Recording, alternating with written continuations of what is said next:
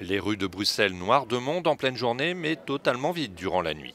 Les autorités ont avancé à 22 heures le couvre-feu imposé dans le pays et ordonné la fermeture des magasins dès 20 heures. Il faut dire que la Belgique est le pays d'Europe le plus touché par le Covid-19, proportionnellement à sa population, et les hôpitaux, comme ici à Liège, peinent à faire face à l'afflux de patients. En Espagne, ce n'est pas d'un couvre-feu dont il s'agit, mais bien d'un reconfinement partiel. Madrid, Valence, Grenade ou la Castille et Léon ont déjà franchi le pas pour endiguer la deuxième vague de l'épidémie. L'Espagne a été le premier pays d'Europe à franchir le million de contaminations avérées, quelques jours avant la France où l'état d'urgence sanitaire a été prolongé jusqu'au 16 février.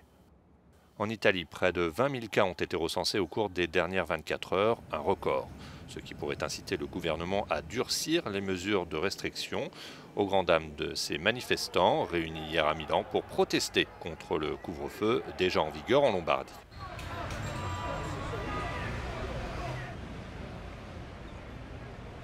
À Berlin, le port du masque est désormais obligatoire sur les marchés et dans les rues les plus fréquentées. Pour la première fois depuis le début de la pandémie, plus de 10 000 cas ont été recensés à travers l'Allemagne en une seule journée et la chancelière Angela Merkel n'exclut pas un nouveau tour de vis. En Grèce, le port du masque a été imposé dans tous les lieux publics, en intérieur comme en extérieur. Et un couvre-feu a été instauré dans les villes les plus durement frappées, notamment Athènes. Enfin, en Pologne, l'intégralité du territoire est maintenant en zone rouge, le plus haut niveau d'alerte. Par ailleurs, le président Andrzej Duda a annoncé qu'il avait été testé positif au Covid-19.